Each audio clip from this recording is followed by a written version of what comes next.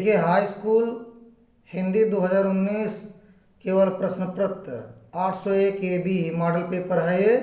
और इसको देखिए पूर्णांक 70 का है, समय 3 घंटे 15 मिनट, प्रारंभ के 15 मिनट परीक्षार्थियों को प्रश्न पत्र पढ़ने के लिए निर्धारित है।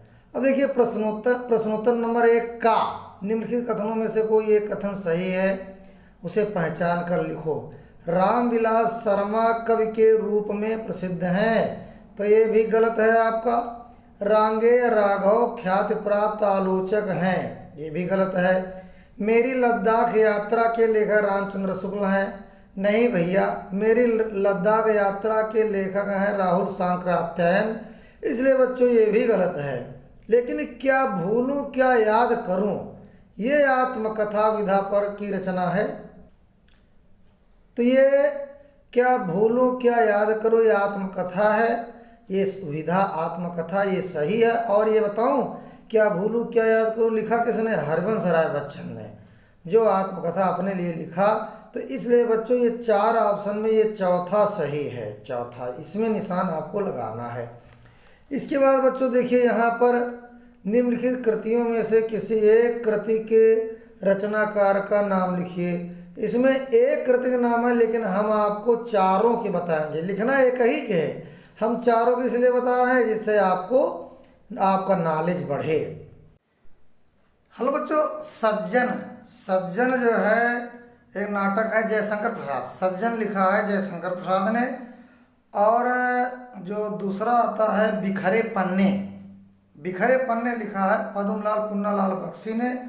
और रेती के फूल लिखा रामधारी सिंह दिनकर ने। और अनंत आकाश लिखा जयशंकर प्रसाद ने। तो देखो आपसे पूछा गया एक ही, लेकिन हमने आपका नॉलेज बढ़ाने के लिए पूरा बता दिया, इसलिए आप लोग इसको ध्यान से देखना।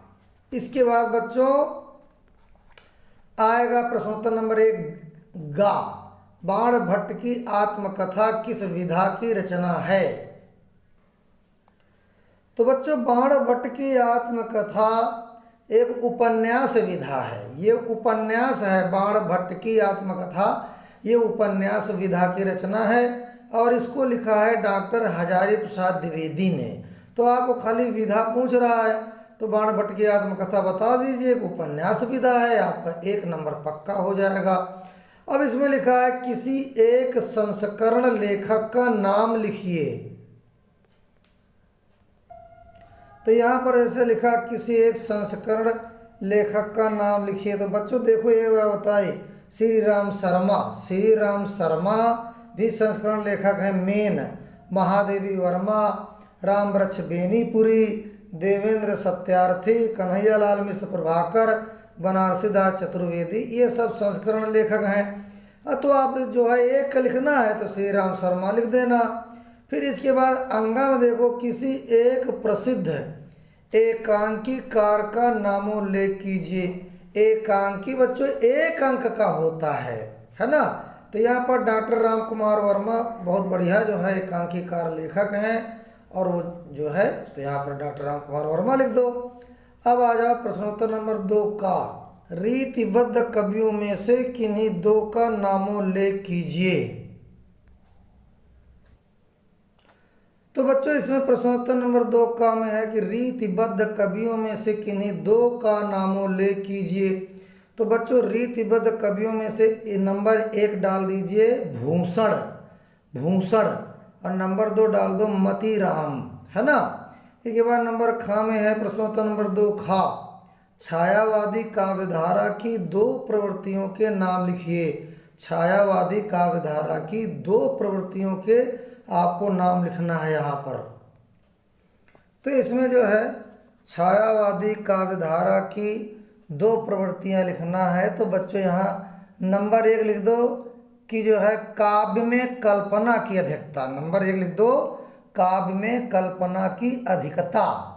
और नंबर 2 इसमें ये डाल के लिखना कि व्यक्तिगत अनुभूतियों के प्रकाशन पर बल। व्यक्तिगत अनुभूतियों के प्रकाशन पर बल, यही छायावाद की 2 प्रमुख प्रवृत्तियां हैं जो आपको यहाँ लिखना पड़ेगा। इसके बाद अगला आता है कि निम्नलिखित रचनाओं में से किसी एक रचना के लेखक का नाम लिखिए।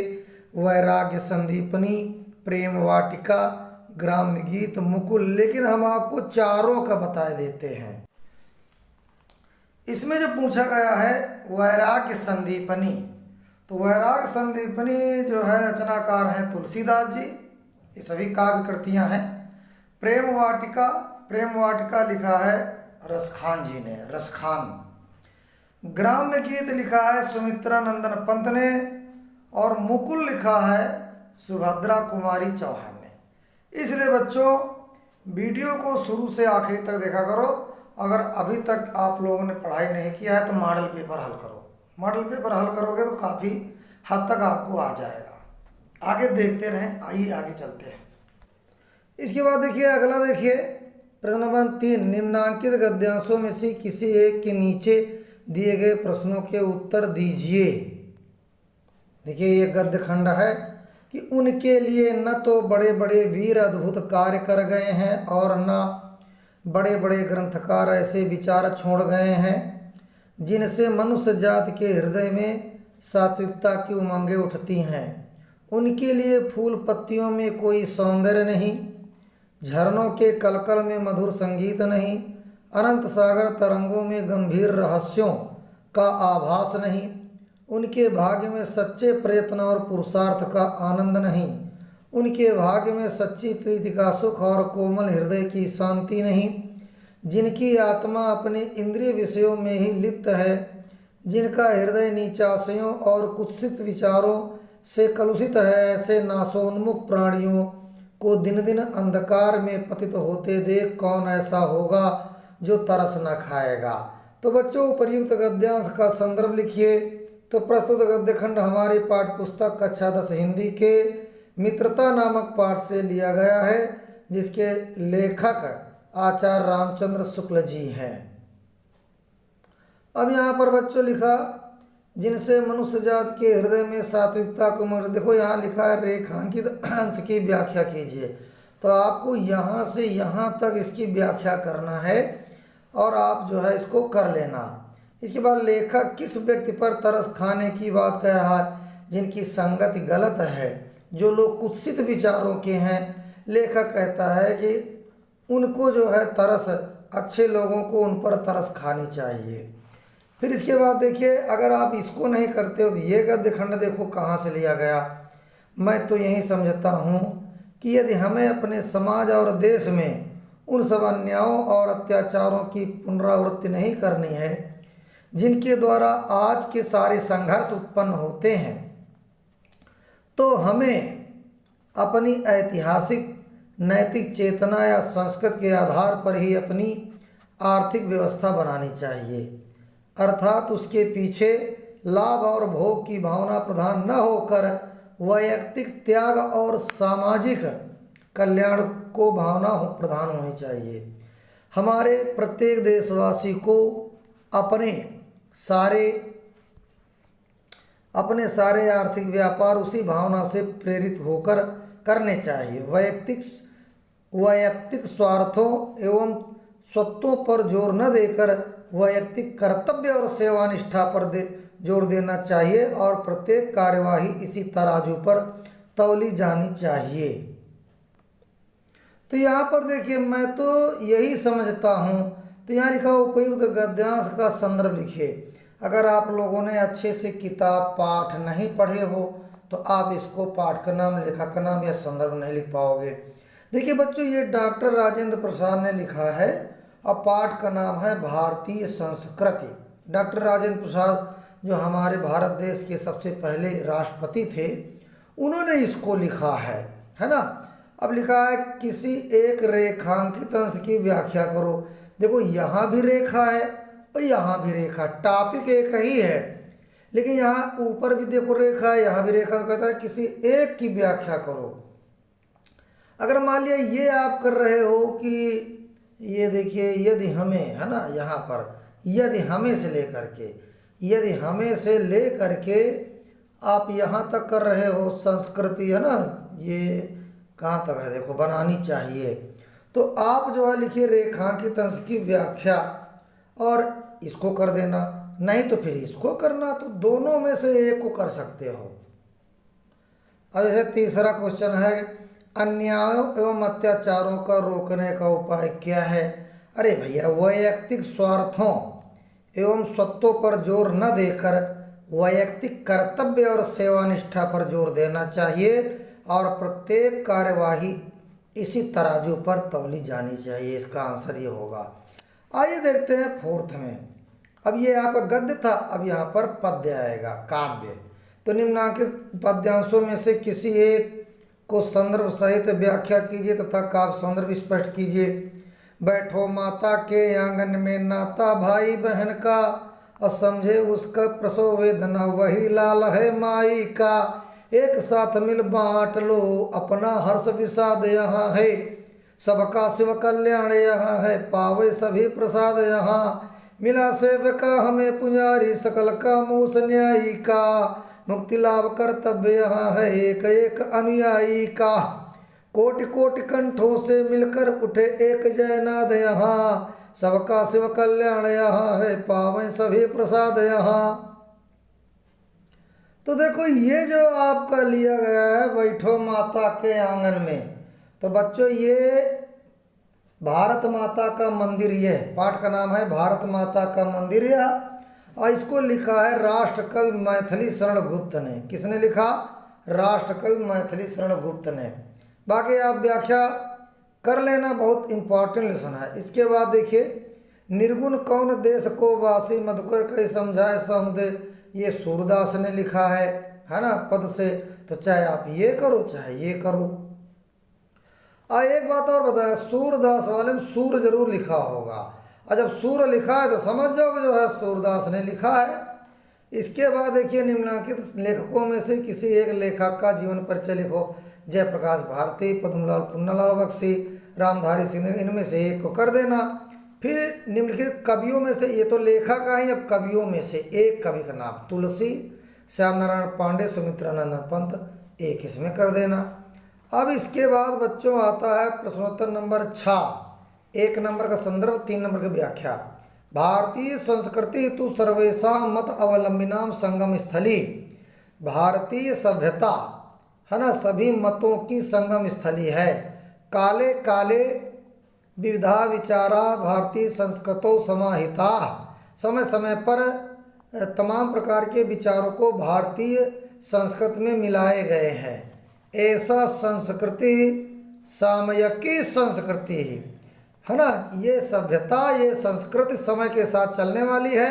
यस्या विकास है, जिसके विकास में विविधा नाम जाति नाम संप्रदाय नाम विश्वासानांच, अनेक प्रकार की जातियों संप्रदायों का विश्वास और उनका योगदान दर्शते, योगदान दिखाई देता है। कितना बढ़िया है। अतएव अस्माकं भारतीय नाम एका संस्कृति एकाचा राष्ट्रीयता। इसलिए हमारे भारतीयों की सभ्यता और राष्ट्रीयता एक है। इसके बाद अथवा करके देखो लिखा, नवय ताड़ना तापनाद वहीन मध्य नवय विक्रियात कृष्यमानो अहम अस्मि सुवर्णस्य में मुख्य दुखम तदेकम यतो माम जना गुंजया तोलयन्ति। तो प्रस्तुत श्लोक हमारी पाठ्य पुस्तक कक्षा 10 हिंदी के है ना, यहाँ पर जो है अन्योक्त विलासा नामक पाठ से लिया गया। तो सोना कहता है, सोना नहीं स्वर्ण, सोना जो जेवर और बनते हैं। सोना कहता है कि हमको पीटने में और हमको आगी में गर्म करने पर और हमको बेचने में जरा भी दुख नहीं होता। लेकिन सोना कहता है मुझको सिर्फ यही एक दुख है कि लोग मुझे रत्ती से तौलते हैं। गुंजा माने रत्ती से तौलते हैं। तो एक अर्थ यही लिख देना। फिर के बाद बच्चों देखो प्रश्नोत्तर नंबर 7 का में अपनी पाठ्य पुस्तक से कंठस्थ किया हुआ कोई एक श्लोक लिखो। जो इस प्रश्न पत्र में ना आया हो तो या कोई इस प्रश्न पत्र में तो यही आया श्लोक, तो इसको ना लिखो, और दूसरा कोई याद हो तो वो वाला श्लोक लिख दो। लेकिन देखो बाहर क्या श्लोक नहीं, वो आपकी किताब का श्लोक हो तो वो इसमें लिख देना। अब वारण, अब इसमें देखो 2 प्रश्नों के उत्तर संस्कृत में दीजिए। ये मत 3 4 5 दिए हैं, 5 तो 2 देना। वाराणसी नगरी कस्या कूली स्थिता, वाराणसी नगरी गंगाया कूले स्थिता, पुरराजा केन सा युद्धम अकरोत, पुरराजा अलक्षेन्द्र सा युद्धम करोत, तो दो हो गए, दो कर दीजिए। अब करुण रस अथवा हास रस की परिभाषा लिखो, चाहे करुण लिखो चाहे हास की लिखो। रूपक अथवा उत्प्रेक्षा, इमा द्विमा एक करे, देखो रस भी आया, अलंकार भी आया और देखो छंद भी आया, सोरठा अथवा रोला, है ना, ये छंद भी आ गया।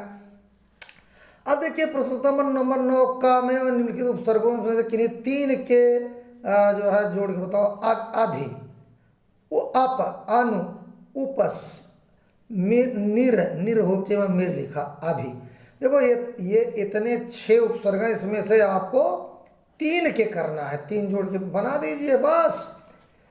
परेशान है तो ये उपसर्ग भी हो गया आपका प्रत्यय।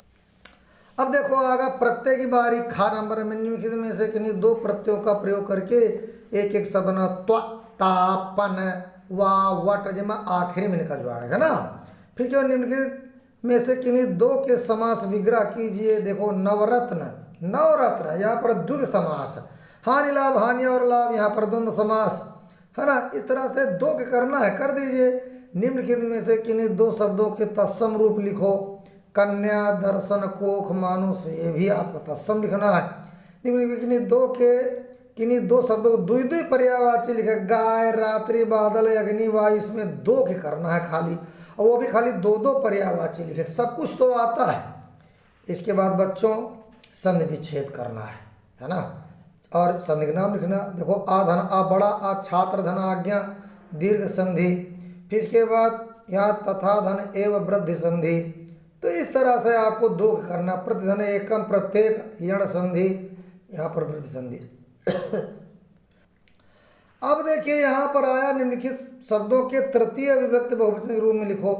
मति चाहे फल, नदी अथवा तद, है ना, तत्तद शब्द होता पुल्लिंग वाला। अब इसके बाद निम्नलिखित में से किन्हीं एक धातु की लकार, पुरुष तथा वचन का उल्लेख कीजिए। पिछले वाले वीडियो में मैंने बताया था उसको लिखने का तरीका। इसके बाद ये ट्रांसलेशन आता है बच्चों। और यहाँ पर बच्चों एक पर काफ़ी बच्चे निबंध गलत लिखते हैं। निबंध बढ़िया हेडिंग डाल करके अच्छे से लिखिए तो अच्छे नंबर मिलते हैं, है ना। निबंध में लापरवाही ना करो। देखो जो ज़्यादा नंबर का होता है क्वेश्चन, उस पर ज़्यादा टारगेट करो। छोटका जो है अगर गलत हो जाता है तो कम नंबर कटते हैं, और ज़्यादा नंबर वाला क्वेश्चन अगर गलत हो जाता है तो ज़्यादा नंबर कट जाते हैं, तो नुकसान होता है। इसलिए ज़्यादा नंबर वाले क्वेश्चन को छोड़ना नहीं, है ना। इस तरह से आप हल करते रहें। धन्यवाद, है ना। अब देखिए अपने पठित खंडकाव्य के आधार पर निम्नलिखित प्रश्नों में से किसी एक का उत्तर दे। तो आपके यहाँ लखनऊ में चलती है, और नीचे आ जाओ, क्या चलता है, जय सुभाष। जय सुभाष चलता है तो आपको जय सुभाष, सुभाष चंद्र बोस का चरित्र चित्रण लिखना है। अब बच्चों जो हाई स्कूल 2019 801 AC वाला है, ये हम जो है अगली वीडियो में हल करेंगे, है ना। अभी मैंने इसमें तो केवल प्रारूप बताया है, और अगली वीडियो में इसको हल करके डालेंगे। धन्यवाद बच्चों, वीडियो देखते रहो और अपनी हिंदी मजबूत करते रहो।